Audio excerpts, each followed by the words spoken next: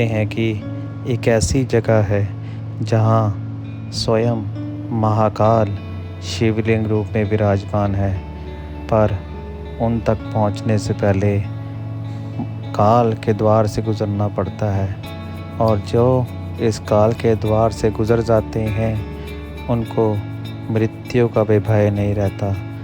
बात करने जा रहे हैं हम अपने श्रीखंड महादेव यात्रा के बारे में, जहाँ से ऊपर चोटियों, वादियों और बर्फीले पहाड़ों से गुज़र के हम स्वयं महाकाल के चरणों में पहुँचे और उनके दर्शन प्राप्त किए। जा रही हैं चंडीगढ़ से हम रवाना होंगे 5 बजे, और 5 बजे से रवाना होकर हम पहुँचेंगे निरमंड बाय शिमला। हर हर Mahadev. Get together at Shogi. यहाँ पे हम घर का भोजन ग्रहण करेंगे। एक भाई हमारे साथ जो बनवा के लेके आए हैं सामान सभी के लिए सेवा कार्य में। तो शोगी में जो ट्रैकर्स हैं श्रीखंड महादेव की यात्रा के लिए इकट्ठे हुए हैं। हर हर महादेव। सो इस यात्रा की शुरुआत चंडीगढ़ से हुई। चंडीगढ़ से होते हुए हम शिमला, कुफरी और नारकंडा के रास्ते रामपुर और बागीपुल से गुज़रते हुए जाओ विलेज पहुँचे। जाओ विलेज तक पहुँचने के लिए तकरीबन हमें 6-7 घंटे रात की दूरी का सफ़र तय करना पड़ा। से करेंगे और सुबह अर्ली मॉर्निंग निर्मल गुफा की ओर निकलेंगे। तो पीछे आपको दिखाते हैं ऐतिहासिक अंग्रेजों के, डिस्क्रिप्शन में इसका एड्रेस डाल देंगे। तो बहुत ही मस्त व्यू। सो हर हर महादेव भक्तों, हम वहाँ पे माथा टेकेंगे, फिर गुफा वाले मंदिर की तरफ माथा टेकेंगे, तब यहाँ से हमारी यात्रा शुरू होगी। फिर हम यहाँ से निकलेंगे जाऊँ विलेज। तो हर हर महादेव।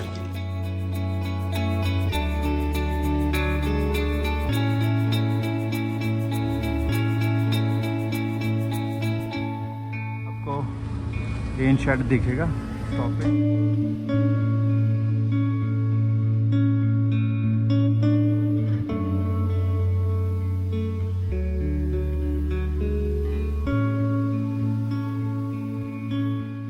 तो इस गुफा की महिमा ये है कि जब भोलेनाथ ने भस्मासुर को वरदान दिया, तो वरदान प्राप्त करने के पश्चात वो भोलेनाथ के पीछे को भस्म करने के लिए भागा, तो स्वयं भोलेनाथ इस गुफा से होते श्रीखंड की चोटी तक पहुँचे। ये है हमारे भगतजन जो सभी देवढांग गुफा में माथा टेक लिया और अब बाबा जी से आज्ञा ले ली है, और अब हम चलेंगे यात्रा के अगले पड़ाव में।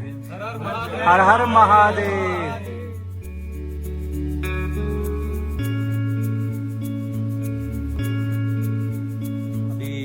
समय हुआ है कम से कम 2 या 3 बजे, 1-2 बजे। तो यहाँ से हम अभी चढ़ाई चढ़ने लगे हैं और देखेंगे कितना हम कहाँ तक हम ऊपर चढ़ पाते हैं अंधेरा होने से पहले पहले। हर हर महादेव। आम खाते खाते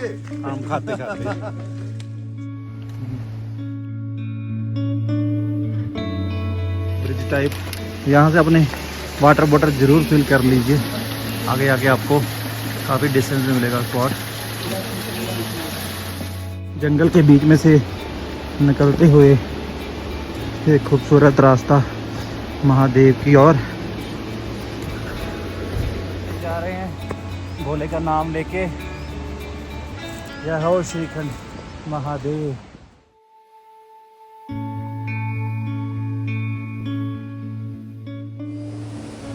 सामने का दृश्य और नदी पार करनी है।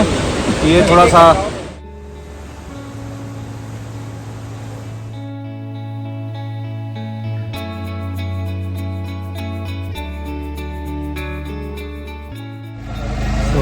तो रात हो गई थी और चलते चलते बारिश भी लगातार बह रही थी। तो हमने एक टेंट में अपना स्टे किया है। सभी भाई लोग यहाँ पे, अच्छा प्रबंध है। आज की ट्रैक के लिए आगे हम प्रस्थान करते हैं। हर हर महादेव। सोथाचड़ू हम पहुंच चुके थे सुबह थोड़ा बहुत किलोमीटर करने के बाद, और इसके बाद आगे की यात्रा की तरफ बढ़ते हैं। यहाँ पे हमने बस ये मिला और साथ में चढ़नी काली घाटी, भोलेनाथ के दर्शन हो रहे हैं। और ये जो यहाँ का सीन है वो स्वर्ग से भी बढ़कर है। स्वर्ग में भी इतना सुख नहीं है। तो वो है भोलेनाथ जी जिनके पास हमें जाना है। उनका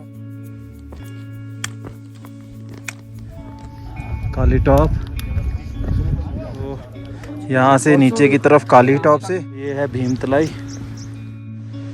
सो we are here at Bhimdwar. यहाँ पे हमने टेंट में स्टे किया और हमारा नाइट को सबमिट है। हमें 1 बजे उठना है, 2 बजे चलना है अंधेरे में। अभी हम सोने लगे हैं। तो this is the end of day 2। सो हमारी तकरीबन 2:30 बजे के अभी भक्तजन आगे बढ़ते जा रहे हैं अंधेरे में लगभग। सो फाइनली रोशनी हो चुकी और ग्लेशियर वाला पाथ स्टार्ट हो चुका है। अभी मैंने क्रैम्पॉन्स ऑन नहीं किए शूज़ पे, ये शूज़ स्पोर्ट कर रहे हैं और चढ़ता जा रहा हूँ ग्लेशियर के ऊपर से।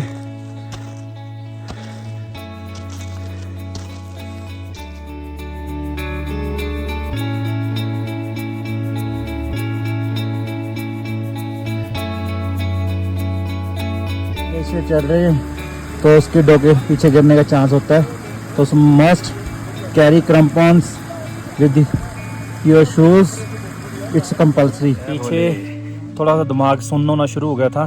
रंशुल भाई में स्वयं भोले ने आके मेरे को तो बहुत सारी कठिनाइयों का सामना करते हैं, जो भी वो भी बाबा भोले का प्रसाद ही उसको मानते हुए बाबा भोले के पास पहुंच चुके हैं, उनके चरणों को छूने के लिए।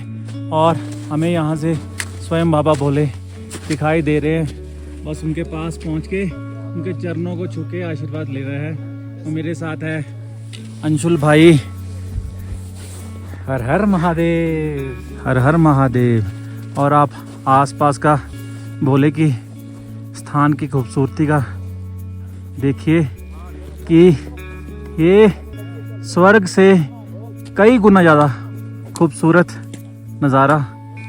हर हर महादेव। सो भोलेनाथ ने अपनी डोर हमारे हाथों में थमाई हुई है और ऊपर चढ़ते जा रहे हैं मेरे पीछे अंशुल। भोलेनाथ के चरण कुछ ही दूरी पर। जय जय हर हर महादेव।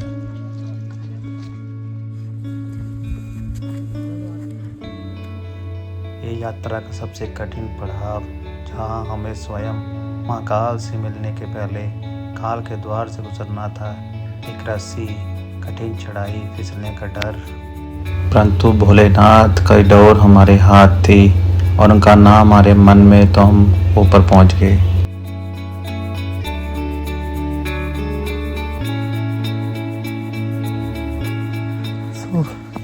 भोलेनाथ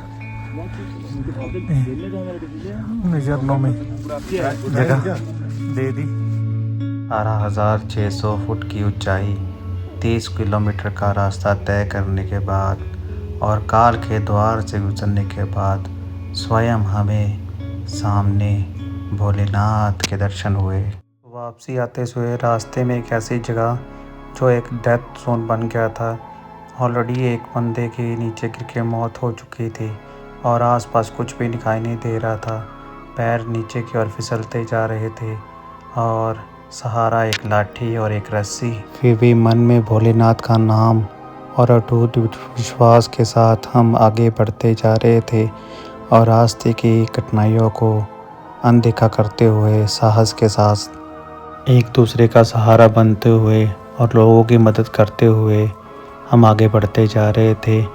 भक्तजनों से मेरी बेनती है कि ये सिर्फ वीडियो और ब्लॉग के माध्यम से देख के ना आए, क्योंकि कई बार ये आपके लिए जानलेवा सिद्ध हो सकता है।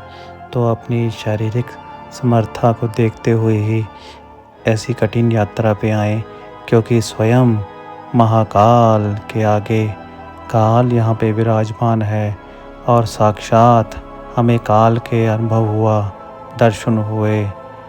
जय भोलेनाथ, जय भोलेनाथ, जय भोलेनाथ।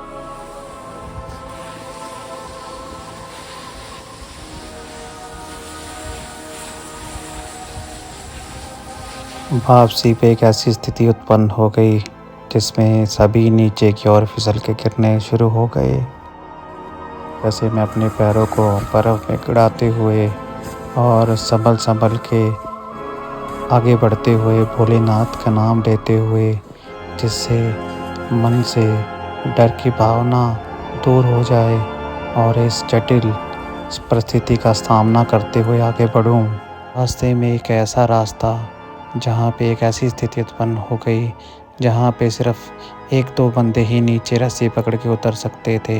ऊपर से बर्फ़बारी पड़ रही थी, हाथ पैर सुन्न होने शुरू हो गए। 1.5 घंटा बर्फ़ के बीच में खड़े होके इंतज़ार करना, और ये रास्ता हमेशा ही हमें याद रहेगा। और सच मानिए, एक तरह से हमारे एक नया जीवन था। भोले ने बहुत कृपा करी, बहुत कठिनाइयों के बाद भी उन्होंने यात्रा करवाई।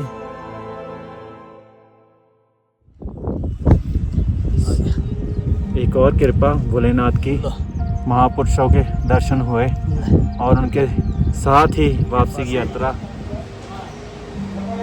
बरसाती नाले के पास बाबा जी के आश्रम तक पहुंच गए। वापसी में ग्रुप पर सारा पीछे आ रहा है।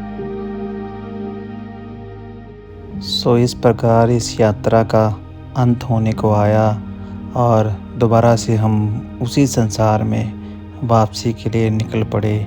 सच में यह एक यात्रा नहीं थी, एक नया जन्म था जो स्वयं भोलेनाथ ने प्रदान किया।